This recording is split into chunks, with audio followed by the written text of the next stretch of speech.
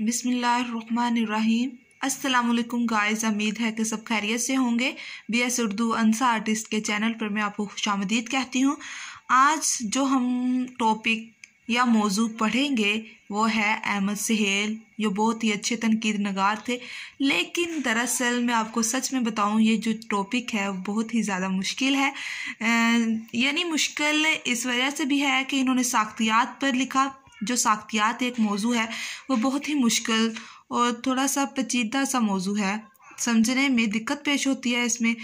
लेकिन हमारी जो उस्ताज़ा कराम थी उन्होंने हमें असाइनमेंट दी थी इस मौजू पर, अहमद सहेल पर। तो बड़ी मुश्किल से मैंने इसका जो मवाद था वो इकट्ठा किया। बड़ी मुश्किल से ये जो सवाल है मैंने तैयार किया था। इस पर दरअसल एक चार्ट भी बनाया गया था। इसकी एक किताब है। मुश्किल इस वजह से है क्योंकि जो इनका मवाद है ना वो आर्टिकल में मिलता नहीं, बहुत ही कम मिलता है। बहुत ही कम ज़ख़ीरे में इसका जो मवाद है वो नेट पर पड़ा है, और जो किताबें हमें मिलती बहुत कम है।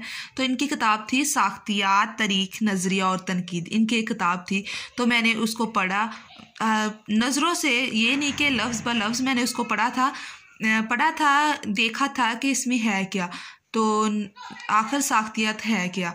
तो फिर बड़ी मुश्किल से ये असाइनमेंट तैयार हुई थी। असाइनमेंट नहीं है ये, असाइनमेंट भी किसी दिन मैं आपके साथ शेयर करूँगी। और ये है मेरी वैसे ही मैंने उस असाइनमेंट से शोर करके मैंने पेपर्स के लिए अपना सवाल तैयार किया था।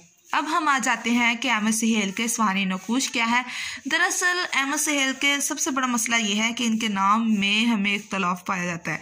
कहीं हमें सहेल अहमद मिलते हैं, कहीं हमें अहमद सहेल मिलते हैं।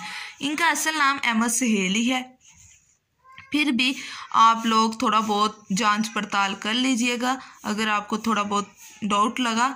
तो अहमद सहेल, मैंने जहाँ तक तहकीक की या मैंने इसके मवाद को इकट्ठे करते हुए जिन मुश्किलात का सामना किया, वैसे अहमद सहेल ही इसका नाम है। तो आज हम पढ़ते हैं इनके स्वानी नकूश। अहमद सहेल 1953 को कराची में पैदा हुए। इनका असल नाम सहेल अहमद खान था। ये देखें, अब आपको समझ आ जाएगी।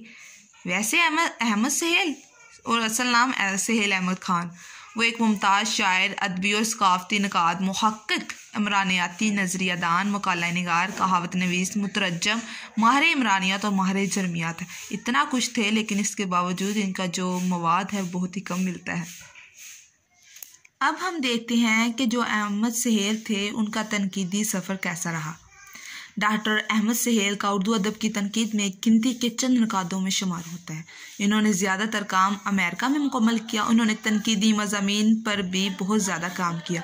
इसके साथ साथ असरी औहद में, मगरब में भी काम किया। इसी वजह से एक अच्छे तनकीद नगार का दर्जा मिला। अहमद सहेल ने अदबी इमरानी, नज़रियात, साख्तियात, जदीदियत और माबाद जदीदियत, ये बहुत ही मुश्किल मौजू है। साख्तियात, जदीदियत और माबाद जदीदियत, पस नौआबादियाती नज़रियात और मगरबी थ्योरीज़ पर भी रोशनी डाली। मतलब थोड़ा बिल्कुल मुख्तसर करके लिखा हुआ है कि इन्होंने किन किन मौज़ूआत पर नज़र दौड़ाई और कैसे कैसे किन मौज़ुओं पर इन्होंने किताबें लिखी। अब हम देख लेते हैं कि इनकी जो तनकीदी किताबें थी वो कौन सी हैं। इनकी 4 तसनीफ़ है जिसमें उन्होंने तनकीद की। साख्तियात, तारीख, नज़रिया और तनकीद। इस किताब को मैंने पढ़ा था, समझ कुछ नहीं आती, लेकिन ये है कि थोड़ा बहुत उसको देख के पता चल जाता है कि हमने अपने सवाल में कौन कौन सी चीज़ अहम है। दूसरी किताब है तनकीदी तहरीरें, तनकीदी मुखातबा। ये तो माशाल्लाह जो इनकी किताब है वो तो नेट पर अवेलेबल ही नहीं है, निकलती नहीं। जदीद थिएटर। फिर आता है इनकी तनकीदी तहरीरें। ये एक तनकीदी किताब है, उसका थोड़ा सा मैंने तनकीदी जायज़ा लिया है कि ये इस किताब में आखिर है क्या। उन्होंने इस किताब में मुख्तलिफ मौजू पर तनकीदें की, जैसे इमदाद इमाम असर। इनकी तनकीदी किताब बहुत ही मशहूर काशफल हाइक के नाम से है। नज़रिया तक तनकीदी नज़रिया बजनूरी मोहसन, कलाम गालब और इसके नकाद नून में राशिद, इन सब के नज़रियात और नुक्ता नज़र पर फ़िक्र अंगेज़ गुफ्तगू की। बस बिल्कुल मुख्तसर सा तारफ़ बताया है इस किताब का कि इस किताब में किस चीज़ पर बात की गई है। अगर हम इस किताब को ही पढ़ना शुरू कर दें तो फिर तो हमारा सवाल 30-40 सफ़ों पर जा सकता है ऐसे तो पेपर के दौरान। तो इतना वक्त भी नहीं होता पेपर के दौरान कि हम इतना ही लंबा लिखें, बस मुनासिब सा लिखें, अच्छा लिखें, मुस्तहिक लिखें। साख्तियात, तारीख, नज़रिया और तनकीद, ये इनकी तनकीदी किताब है। इस किताब में वो सुहेल अहमद खुद इस बात का एतराफ़ करते हुए हमें नज़र आते हैं। वो कहते हैं हमारे नकाद अदबी और सकाफ़ती थ्योरी में उलझे हुए नज़र आते हैं, जैसे डोर को सुलझा रहे हैं और सिरा मिलता नहीं। ये इनकी किताब से मैंने इक़्तिबास उठाया था। आप देख सकते हैं इस किताब को खोल के, आपको ये इक़्तिबास नहीं, ये सत्रों पर नज़र आएगा। तो खुद इक़्तिबास बनाना होता है। मुझे अच्छा लगा था ये इक़्तिबास कि हमारे नकाद अदबी और सकाफ़ती थ्योरी में उलझे हुए नज़र आते हैं, जैसे डोर को सुलझा रहे हैं और सिरा मिलता नहीं। इस किताब में उन्होंने बहुत अच्छी तरह हर चीज़ को ग्राफ की सूरत में पेश किया। दरअसल इनकी सबसे बड़ी जो खसूसियत थी वो थी ग्राफ का बनाना। वो किसी भी चीज़ को बयान करते थे तो ग्राफ की सूरत में पेश करते थे। अगर आप साख्तियाती तनकीद को भी देखेंगे ना, तो उसमें भी उसका नेम मैं भूल गई हूँ, नाम तनकीद नगार है, उन्होंने ग्राफ के ज़रिए हर चीज़ को समझाया था कि साख्तियात है क्या। तो इन्होंने साख्तियात को बयान किया दरअसल, फिर इनके अंदर भी वही चीज़ें आई, तो इन्होंने छोटी से छोटी बात को ग्राफ के ज़रिए पेश किया। वो हमें जल्दी समझ आ जाती है बात की, ताकि क़ारीन को जल्दी समझ आ जाए। सब नकादों ने शुरू में ही इतने सख्त, नोकदार और खुश्क पत्थर बरसाए कि सब लोगों को मुंतफर कर दिया, यानी थोड़ा सा ना पीछे हट गए। लोगों को थोड़ा सा दिली कहते हैं ना कि पीछे हट जाना किसी चीज़ का, अच्छा ना लगना। तो लोगों ने इतने पत्थर बरसाए, इतना खुश्क मवाद दिया, तो थोड़े से जो लोग थे वो मुंतफर हो गए। कम से कम सकाफ़ती, बशरियात और नज़री इमरानियात के मौजू पर तनकीद नगार की थोड़ी बहुत नज़र होनी चाहिए। इनका नज़रिया था वो इतनी वुसअत रखता हो कि वो जो भी लिखे पढ़ने वाले को मुश्किल ना हो। अदबी सकाफ़ती पहलू पर भी सब नकादों की नज़र होनी चाहिए कि क़ारीन को जल्दी समझ आए। ये भी इनका नज़रिया था कि अदबी सकाफ़ती पहलू पर भी इनकी नज़र होनी चाहिए। अहमद सहेल ने बखूबी इस फ़र्ज़ को निभाया। सहेल अहमद मतलब कि ये ना, मैं पूरी अपनी असाइनमेंट में कश्मकश का रही कि इसे सहेल अहमद कहूँ या अहमद सहेल कहूँ। साख्तियात को सादे अल्फाज में ये खुद कहते हैं कि साख्तियात को सादे अल्फाज में यूँ बयान किया जा सकता है कि ये मुज़ाहर का तज्ज़ियाती मुनाजियात का इल्म या साइंस है। इसका बुनियादी मुकालमा इंसानी मुज़ाहर से ही होता है। अब पस साख्तियात, इनके यहाँ जो ये इनकी किताब थी ऊपर, साख्तियात, तारीख, नज़रिया और तनकीद, इसमें बताते हैं कि पस साख्तियात आखिर है क्या। फिर मैंने इसको बिल्कुल शॉर्ट करके लिख लिया क्योंकि मवाद नहीं मिल रहा था, तो किसी तरीके से तो पूरा करना था सवाल। तो फिर पस साख्तियात का थोड़ा सा बता दिया कि पस साख्तियात के हवाले से अहमद सहेल का नज़रिया कैसा था। पस साख्तियात को हम अंग्रेज़ी में पोस्ट स्ट्रक्चरलिज्म से मुराद वो तमाम नज़रियात और ख्यालात हैं जो साख्तियात के असूलों की नफ़ी करते हैं। साख्तियात 1950 से 1970 के दौरान एक ताकतवर तहरीक के तौर पर सामने आई।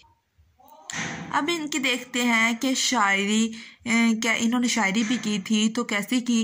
अहमद सहेल ने शायरी भी की। इनकी शायरी का सिलसिला शाह नसीर, हैदर अली आतिश, जो पिछले लेक्चर में मैंने ख्वाजा हैदर अली आतिश पढ़ाया था, वो ये लखनवी शायर हैं। दाग दहलवी नाम से ज़ाहिर है कि ये दिल्ली के शायर थे, दबस्तान दिल्ली से होता है, इन तक आया।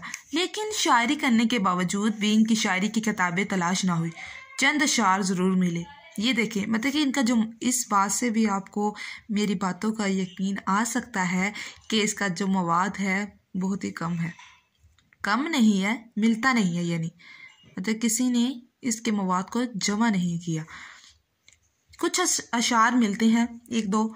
कहते हैं, गिर गई तारीख मेरे हाथों से अहमद सहेल, गिर गई तारीख मेरे हाथों से अहमद सहेल, एक नए इंसान का खाका साज पर गौर है, खाकाए साज पर गौर है, खाकाए साज पर गौर है। मेरी मुट्ठी में छुपा है मेरा एक वक्त गरूब, मेरी मुट्ठी में छुपा है एक वक्त गरूब, जिंदगी ताक में बैठा है कि मुझे दार तो है। अब इनका असलूब बयान कैसा था।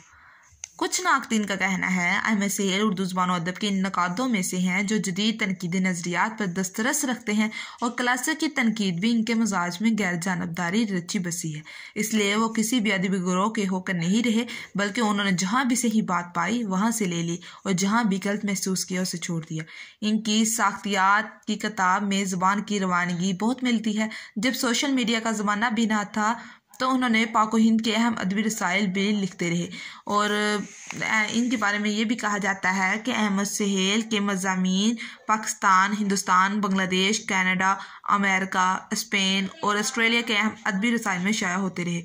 अब इख्तितामिया कह दें या मजमूई जायज़ा, मजमूई तौर पर हम कह सकते हैं कि बेशक इनकी किताबें मुनफरद और मुश्किल मौज़ूआत का अहाता करती हैं जिनके मुकालमे का आम कारी को कोई ख़ास शौक़ नहीं होता। मुख्तलिफ मौज़ूआत की रिसर्च के दौरान मुझे इनकी चंद किताबों के चंद अबवाब और बहुत मकालाजात पढ़ने का इत्फाक हुआ।